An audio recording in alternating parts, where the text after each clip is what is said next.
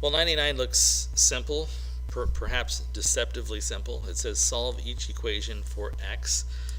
So let's see. Let's start with A. I'm going to use the distributive property to eliminate the parenthesis. I'm going to be very careful here to multiply both of those terms, the 2x and the 1, by a negative 2. I'm going to do the same thing on the right hand side. I'm going to distribute that 4 to both the x and the negative 2. So I'll start with 10 and then minus 4x. Again, I'm just pushing that negative 2 term inside the negative 2 factor inside the parentheses. And then negative 2 times 1 is minus 2. And on the other side, I should end up with 4x and then minus the number 8.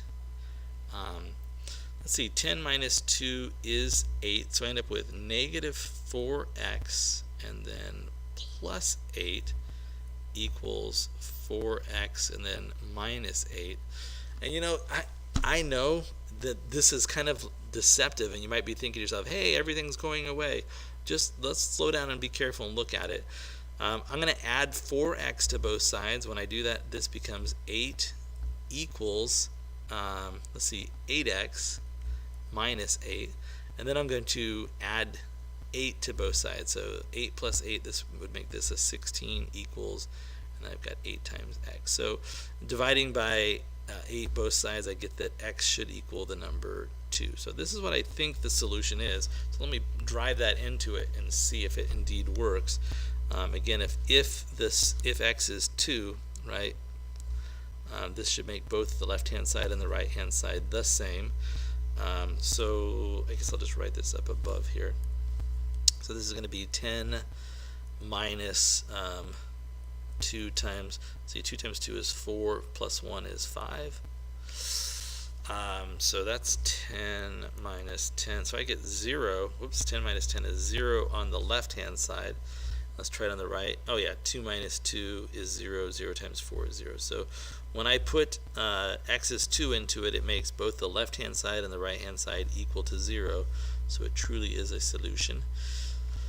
And then finally, our let's look at B here. Same thing again. This is a spot probably where there's likely to be an error. I see this often, right? So I'm going to choose to look at this as I'm pushing in a factor of negative 1 into those parentheses. So each term inside of the parentheses is going to be hit by a factor of negative 1.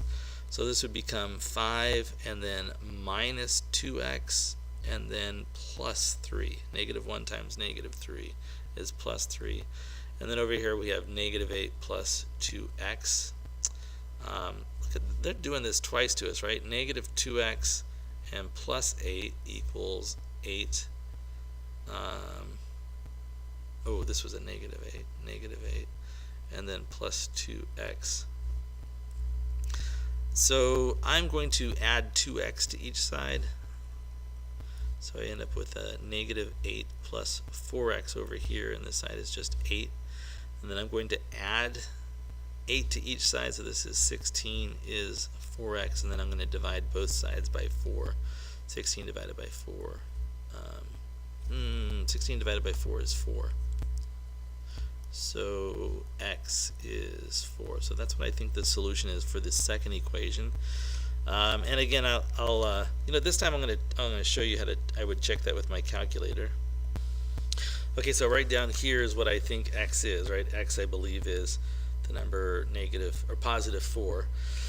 So let's push that in. So I'm going to have a 5 and then minus open parentheses 2 times 2, not 2 minus 2 times 4, and then minus 3. So 5 minus 2 times 4 minus 3. And I'll close the parentheses and then I'll hit equals. So that's giving me 0 over on the one side, and I just need to see if it's the same thing on the other side. So let's go ahead and take the it is, right? Negative 8 plus 2 times 4. So that's clearly negative 8 plus 8, which is also 0. So this is clearly the solution, right? X equals 4 because it creates a true statement, right? 0 is equal to 0. So that's the value of x that satisfies equation B.